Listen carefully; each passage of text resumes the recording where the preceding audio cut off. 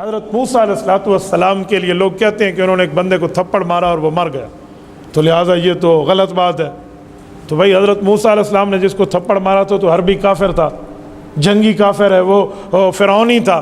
حضرت موسیٰ نے اسے مار دیا، رب کریم نے اس کے معاملے کو اپنے حوالے کر کے بات کو ختم کر لیا۔ آپ کو کس نے جج، قاضی اور جسٹس بنایا ہے جو آپ اللہ کے نبی پر بات کریں؟ آپ کا کیا اختیار ہے؟ تو انبیاء کرام کا یہ معاملہ نہیں ہے۔ کئی جھوٹ نبیوں کے لیے لوگ بولتے ہیں۔ میں نے حضرت داؤد علیہ السلام کے لیے ایک لانتی کا جھوٹ پڑھا، وہ لکھتا ہے کہ داؤد علیہ السلام کا ایک کمانڈر تھا، نعوذ باللہ داؤد علیہ السلام اس کمانڈر کی بیوی پہ عاشق تھے، اس لیے اس کمانڈر کو جنگ پہ بھیجا کہ یہ مر جائے، مارا جائے گا، بل لوگ اس کو شہید کہیں گے، میں اس کی بیوی سے شادی کر لوں گا۔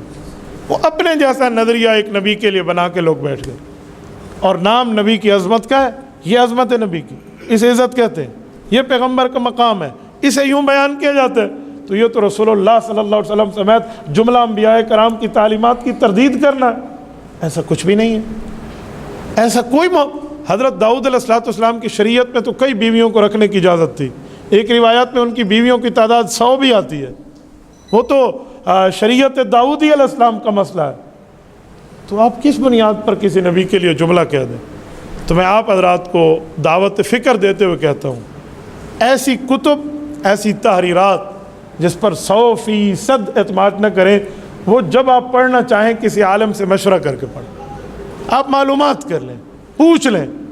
آج کل عجیب دنیا ہے، ہر بندے نے 1.5 انچ کی مسجد بنائی ہوئی ہے، صرف آپ کے جسم پر حملہ نہیں ہے، آپ کے ایمان پر بھی حملہ ہوتے، ویڈیو کلپ بھی ایسے چل جاتے ہیں، کتب بھی ایسی چل جاتی ہیں، واٹس ایپ پر کوئی جملہ کوئی حدیث ہوتی نہیں ہے، ویسے ہی گھڑ کے لوگ حدیث بنا دیتے ہیں۔ تو اس کی تھوڑی تحقیق کر لے بندہ، ورنہ ہم یہاں گھر بیٹھے جنت خریدنے کے چکر میں ہوتے ہیں، ابھی اس کو اسٹیٹس لگا لو جنتی بن گیا۔ پھر پہلے پوچھیں تو صحیح وہ دین کی بات ہے یا نہیں ہے، اسے شریعت نے اپنا جز کہا ہے یا نہیں کہا، اسلام نے اس معاملے کو جو ہے نا کیا کہتے ہیں اس کو سچا کہا ہے یا نہیں کہا، اس کو تو دیکھ لیں۔ ہمارے یہاں اس کو کچھ بھی نہیں دیکھا جاتا۔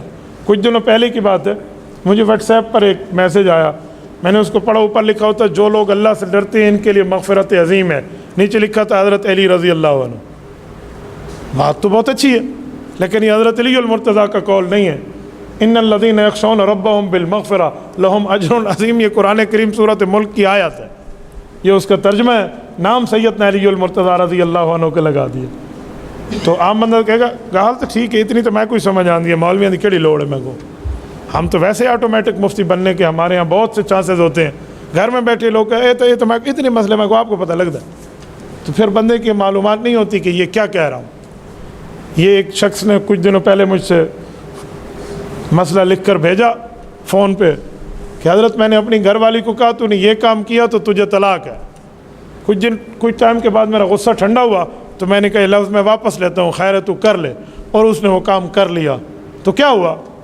میں نے کہا آپ کو کس نے کہا کہ آپ طلاق کا لفظ کہہ کر واپس لے سکتے ہو؟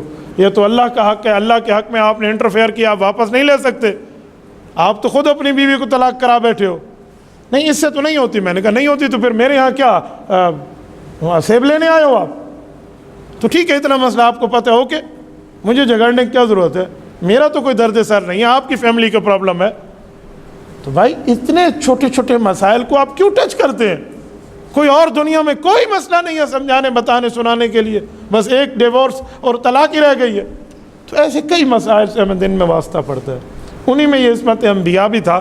تو میں نے سوچا میں آپ کی خدمت میں بات عرض کر لوں کہ کسی نبی کے معاملے میں کوئی گناہ کی بات کرے، خطا اور غلطی کی بات کرے تو اس کو آپ کبھی یہ نہ سمجھیں کہ آپ نے اس کو نبی کو ایسے سمجھ لیا ہے، بلکہ اس کتاب کی تحقیق کر لیا کریں، اس مصنف کی تھوڑی تحقیق اور سرچنگ کر لیا کریں کہ یہ کس کیٹیگری کا آدمی ہے، اس کی حقیقت بھی میں جان لوں، تو تب بندے کا ایمان بھی بچے گا اور بندے کی جان بھی بچے گی۔